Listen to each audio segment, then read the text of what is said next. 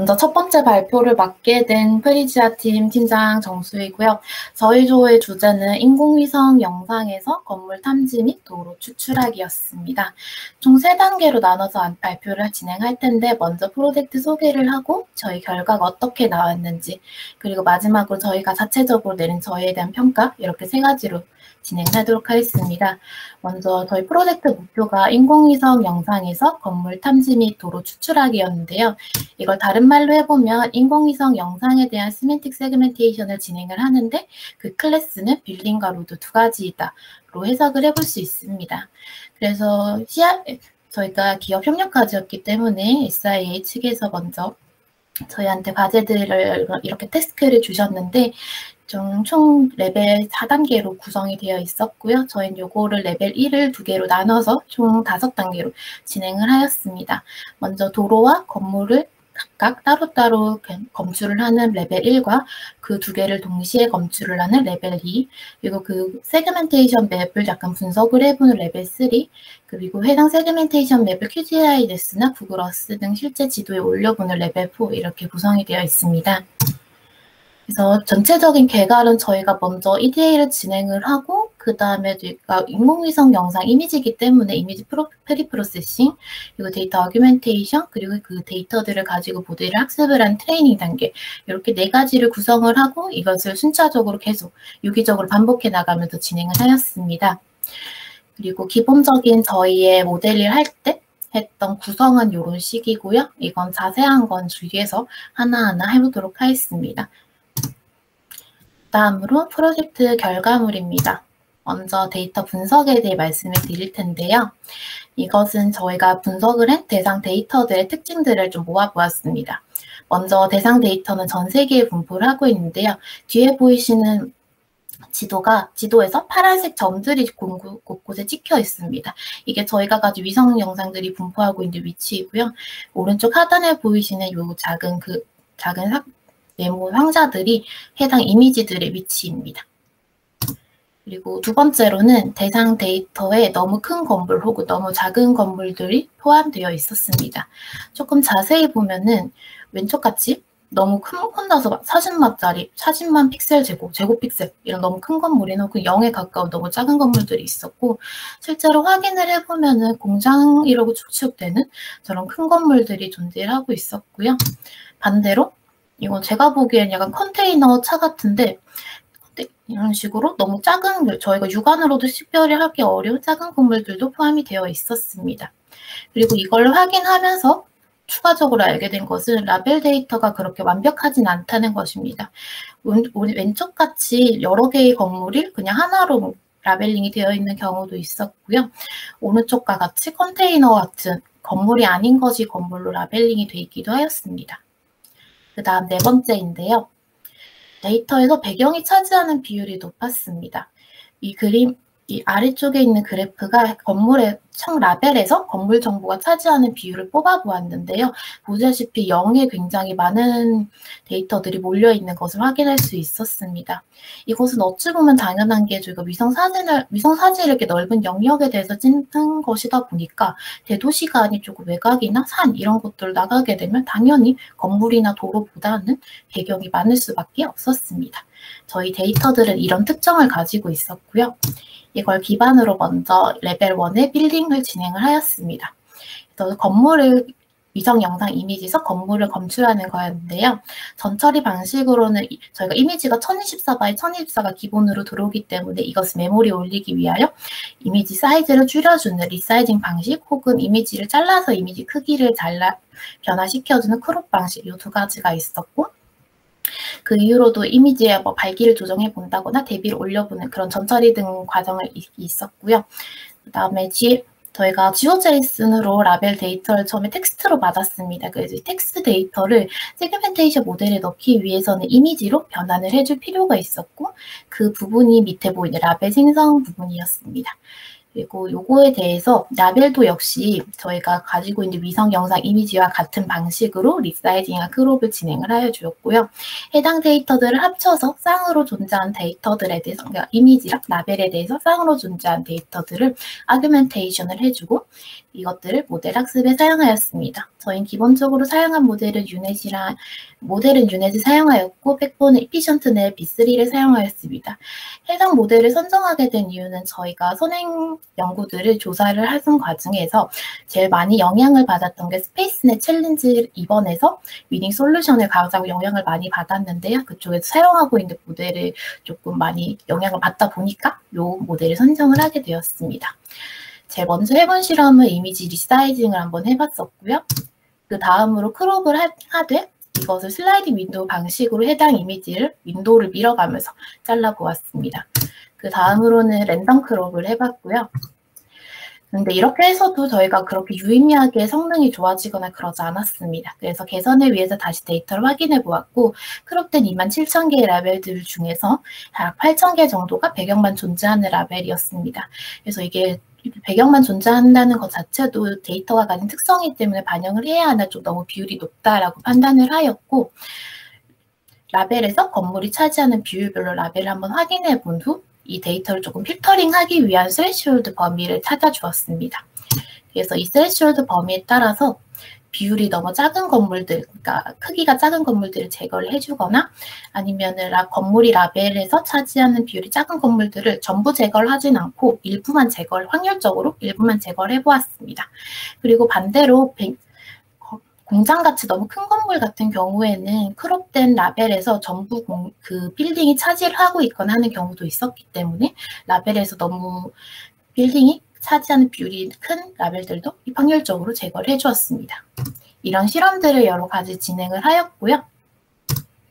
그랬을 때 인퍼런스 결과를 대표적인 것들만 뽑아보면은 리사이징부터 슬라이딩 윈도우, 랜덤 크롭, 필터링 이렇게 뽑아봤는데 리사이징이 딱 봐도 약간 성능이 가장 안 좋았었고요. 그 이후로는 약간 비슷하지 않나라는 생각이 들었습니다. 저희 쪽에서. 그래서 정확히 매트릭스로 확인을 해보면은 저희가 리사이징부터 필터링까지 전부 약간 시간 순서대로 진행이 됐었는데요. 지날수록 MIOU 같은 성능이 더 좋아지고 로스는 줄어드는 것을 확인을 함으로써 저희는 이 정도면은 저희가 학습을 제대로 된 방향으로 진행을 하였다 평가하였습니다. 그 다음으로 도로를 검출해 보았는데요. 기본 실험 포맷은 빌딩과 유사합니다. 그냥 다만 추가된 부분은 익스터널 데이터셋이라고 추가적인 데이터셋이 생겼는데요. 해당 부분은 이후에 다 사용하는 부분에서 다시 한번 설명을 드리도록 하겠습니다. 가장 먼저 해본 실험은 랜덤 크롭을 진행을 해보았는데요. 저희가 이미 이전에 로드에 대한 세그멘테이션인 경우에는 빌딩이 어느 정도 진행된 후에 저희가 하였기 때문에 이미 리사이징보다는 그 랜덤 크롭이 더 좋았다는 걸 알게 된 후여서 랜덤 크롭을 먼저 실험을 진행을 하였고요. 그 다음으로 OSM이라는 익스터널 데이터셋을 추가를 해보았습니다. 이 OSM이라는 것은 오픈스트림맵의 약자로 오픈소스 방식의 참여형 무료 지도 서비스입니다. 유저가 지도에서 지형 지물할 때 그 어떤 지물을 등록을 할 수 있고요. 지물 등록 시에는 어떠한 태그를 넣을 수 있습니다. 예를 들어서 하이웨이 패스, 그러니까 도보라던가 빌딩, 아파트먼트 건물이다 이런 것들을 확인할 수 있고 이거는 유저가 참여하는 거기 때문에 오른쪽 그림과 같이 저희가 나무위키나 위키독스에서 보면은 그 어떤 사람이 언제 뭘 바꿨더라 이런 기록들을 다 볼 수 있는데 그런 것처럼 이런 식으로 유저들이 참여를 한 지도입니다. 그래서 하나 예시를 가져와 봤는데요. 왼쪽에 보이시는 그림은 해당 OSM 지도에서 도로를 가져왔을 때의 모습이고 오른쪽에 있는 그림은 건물을 한번 가져와 봤을 텐데 이런 식으로 태그가 달려 있어서 저희가 지물에 대한 기하 정보를 태그로부터 검색을 해서 얻어낼 수 있었습니다. 하지만 이게 오픈소스이다 보니까 유저의 관심도에 따라 지역별로 정보의 편차가 존재를 하였습니다. 특히나 빌딩에 대해서는 그런 경향이 많았는데요. 하지만 다행히도 도로 데이터들에 대해서는 그런 정보 편차가 적은 편이어서 저희는 저희 실험에 OSM의 도로 데이터를 사용을 하고자 하였습니다. 그래서 저희가 뽑아낸 데이터는 뒤에 배경 이미지가 존재하였을 때 해당 이미지에 저희가 좌표 정보를 알고 있었기 때문에 그 좌표 정보를 기반으로 보이시는 그림의 흰색 선들이 도로입니다. 이런 도로들을 뽑아내서 추가적으로 데이터에 입력을 해주었고, 그러니까 총 PNG 이미지에다가 OSM 데이터를 붙인 4채널 데이터셋을 생성을 하게 되었습니다. 그 다음 실험에서는 여기다가 NIR이라는 걸 추가해 보았는데요. 이거 같은 경우는 저희가 PNG 이미지 파일 위에도 TIFF라는 특별한 약간 위성사진을 찍을 때 나오는 다른 포맷을 하나 더 추가적으로 받은 게 있는데, 거기에서는 RGB 채널뿐만 아니라 NIR이라는 근적외선으로 촬영된 데이터 역시 존재를 하고 있었습니다. 그래서 해당 데이터를 추가한 총 5채널 데이터셋을 만들어서 또 실험을 진행을 해보았습니다. 그리고 이후에도 빌딩과 동일하게 약간 더 이상 성능이 개선이 되지 않는 지점이 발생을 하였고, 마찬가지 방식으로 데이터 필터링을 진행을 해서 학습을 진행을 하였습니다. 했을 때 결과를 보시게 되면 랜덤 크롭만을 사용을 했던 실험에서는 그렇게 노루를 정말 잘 찾는다고 할 수는 없었는데요. 그래서 OSM을 추가했을 때는 좀 더 선명해졌었고, 거기다가 NIR을 추가했을 때는 그렇게 유의미한 인퍼런스 결과로는 유의미한 차이를 만들지 못했었고요. 거기다 필터링을 더했었더니 좀 거의 그라운드 트루와 유사한 모양으로 인퍼런스 결과가 잡히는 걸 볼 수 있었습니다. 이건 역시 매트릭스로 확인을 해보면은 랜덤 크롭 OSM에 NIR 더한 거, 그 다음에 OSM 데이터를 그냥 필터링하고 요 순으로 MIOU가 증가하는 것을 볼 수 있었습니다. 하지만 저희가 MIOU가 좀 증가를 했다고 해도 0.5 정도면 이게 성능이 좋다고라고는 일반적으로 말할 수가 없었어요. 그래서 왜 그러지라고 저희 나름대로 생각을 해보았더니 해당 그림에 보면은 약간 저 중간에 보여지는 고리 같은 부분이 약간 흙길같이 좀 애매하게 연하게 되어 있습니다. 그래서 이거 라벨을 생성을 해주셨던 라벨러 분은 요거를 도로가 아니다라고 판단을 했었던 것 같아요. 그래서 도로가 아니다라고 판단이 되어 그라운드 트루인 라벨에서는 도로가 아니다라고 판단을 하였지만 저희 모델에서는 이건 역시 도로이다라고 검출을 했습니다. 그래서 이런 사례들이 여러 가지가 있어가지고 저희 MIU가 좀 낮아지는 그런 성능 지표를 낮추는 요인이 되지 않았나 저희 생각을 해봤습니다. 그 다음으로 동시 검출인데요. 저희는 총 2가지 방법으로 나누어서 실험을 진행을 하였습니다. 먼저 레벨 1에서 저희가 이미 빌딩과 로드에 대한 각각 검출을 하는 모델을 학습을 시켜 놓았고 그 웨이트가 존재하기 때문에 이것 2개를 단순히 연결을 하여서 그냥 새로 2 모델을 붙이는 단순한 모델 하나 만들어 보자가 1번이었고 2번은 저희가 기존에 사용하고 있던 시멘틱 세그멘테이션 모델을 바이너리 클래스를 검출하는 것이 아니라 멀티 클래스를 검출하도록 살짝 변경을 하여서 사용해보자. 이 2가지였습니다. 먼저 2 모델을 합치는 거는 요 그림과 같이 단순히 2 모델을 합쳐서 결합을 시켰고요. 각 모델에 저희가 이전에 학습한 모델들 중에 베스트 웨이트를 불러와서 사용을 하였습니다. 이 경우에는 기존에 사용했던 모델과 웨이트를 사용했기 때문에 더 이상 학습을 시킬 필요가 없어서 굉장히 효율적으로 빠르게 모델을 구성을 할 수 있었다는 점이 좋았습니다.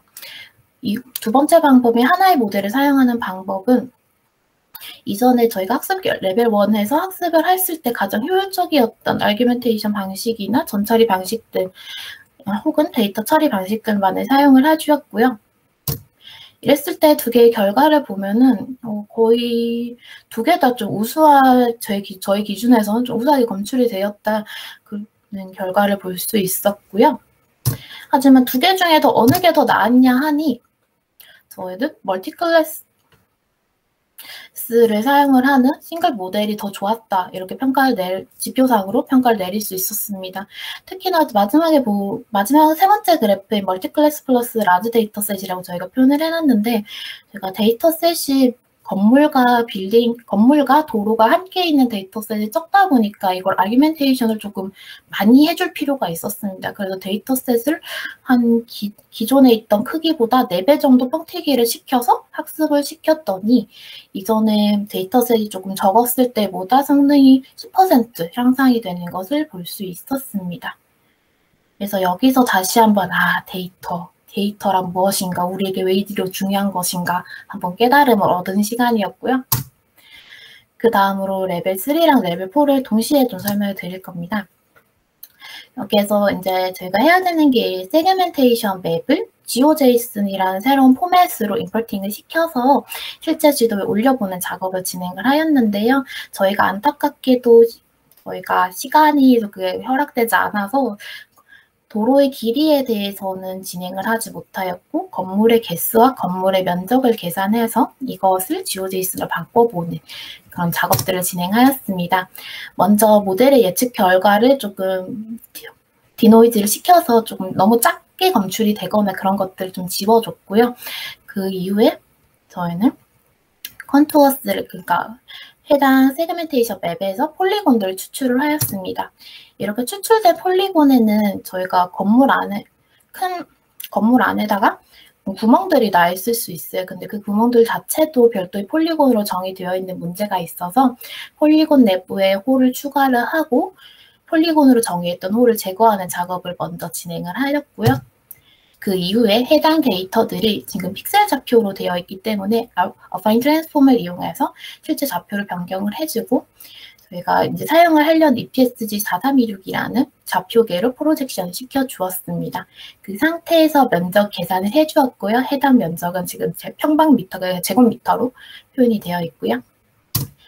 그래서 이 데이터를 이렇게 GeoJSON으로 변환을 한 모습이 이 모습입니다. 그래서 이거를 이제 QGIS라는 실제 지도에 올려보았는데요.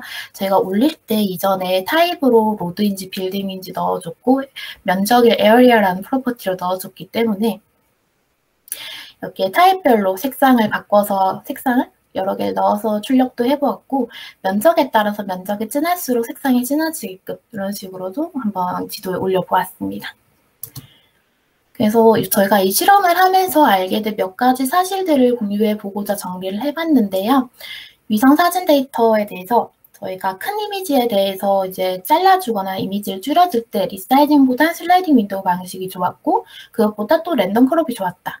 그리고 오픈 NADR이라고, 그러니까 이 건물의 수직 방향에서 카메라 이렇게 찍는 게 아니라 좀 옆에서 대각에서 봤을 때 찍힌 영상에서는 저희가 플립을, 그러니까 어규멘테이션을 할 때 뒤집는 플립을 사용하는 것보다 사용하지 않는 게 더 좋았고요. 이미 잘 보정된 사진에 대해서 추가 보정하는 건 큰 의미가 없었습니다.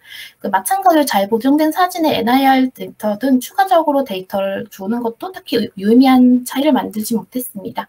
그리고 밸리데이션 로스가 줄지 않을 때는 옵티마이저를 조정해주거나 러닝레이트를 조정을 해주거나 혹은 디케이를 좀 여러 가지 방식으로 추가해주거나 이런 방법들이 있는데, 혹은 아니면 어규멘테이션 좀 여러 가지 방식으로 조정을 할 수도 있었습니다. 하지만 그럼에도 불구하고 변화가 없다면 데이터를 역시 손대야 하는 게 좋습니다. 그리고 데이터 불균형이 있을 때는 최대한 빨리 찾아내는 게 심신의 편안함에 도움을 주고요. 그리고 대도시가 대상이 아니라면 건물에 대한 OSM 데이터는 그리 유용하지 않을 것입니다. 그리고 이미지 데이터를 HDF5 형식으로 보관하는 것이 굉장히 효율적이었습니다. PNG를 읽고 쓰는 것 자체가 상대적으로 좀 오랜 시간이 소요가 되었습니다. 동일한 데이터가 빈번하게 만들어진다면 따로 저장해 주는 것이 효율적이었고요. 저희 같은 경우에 라벨을 생성하기 위해서 처음에 제공되었던 텍스트 파일들을 파싱을 하여서 또 별도의 CSV를 만들었었는데요. 이것이 저에게는 굉장히 효율적인 작업에 도움을 많이 주었습니다. 그리고 추가적으로 제가 유넷마트 실험을 했다고 보여줬었는데 어느 정도 더 이상 성능 개선이 되지 않았을 때 FPN 역시 시도를 해보았는데요. FPN이 확실히 유넷보다는 성능이 좀 더 좋았습니다. 마지막으로 저희 자체 평가입니다. 저희는 평가 기준을 저희가 이전에 실험을 시작하기 전에 계획을 세워뒀던 WS 달성 여부에 따라서 한번 평가를 해보았는데요. 평가를 하고 담당자들은 이렇게 됩니다. 그래서 먼저 데이터 분석 및 사전 조사는 이렇게 진행이 되고요. 시간이 조금 촉박하여서 빠르게 넘어가겠습니다. 그래서 대부분을 달성을 하였으나 저희가 달성하지 못한 거는 도로 검출에서 MIOU가 0.7 이상이 목표였는데 0.5 이렇게 달성을 하였고, 동시 검출에서도 MIOU 0.7을 목표로 하였으나 각각 0.68, 0.59 이런 식으로 달성을 잘 하지 못했으나 전체적으로는 저희가 계획을 했던 만큼을 다들 달성을 해서 저희는 약간 성공적이었다라고 그렇게 평가를 하고 있습니다. 마지막으로 저희도 팀원들의 해고를 한 줄씩 읽어드리면서 마무리할 텐데요. 세연님은 데이터 전처리에 집중하면 좋은 결과를 낼 수 있다. 이렇게 말씀해 주셨고 저 역시 데이터 전처리가 얼마나 중요한 것인가 말만 들어봤지 처해보니 더 중요했다. 그랬고 영숙님도 데이터 보호스택 구성하는 데 많이 어려웠다고 말씀을 해주셨습니다. 원정님은 이번 기회에 차근차근 공부를 해볼 수 있어서 좋은 기회였다고 해주셨고 혜미님은 위성 영상으로 객체 인식하는 것이 일반적인 학습과 어떻게 다른지 알게 되었고 GIS가 늘 어렵다는 코멘트를 남겨주셨습니다. 마지막으로 저희한테 이렇게 재밌는 태스크를 해볼 수 있는 기회를 주신 SII에게 감사의 인사를 드리면서 저희 딱 20분 걸렸네요. 이 발표를 마치도록 하겠습니다. 감사합니다.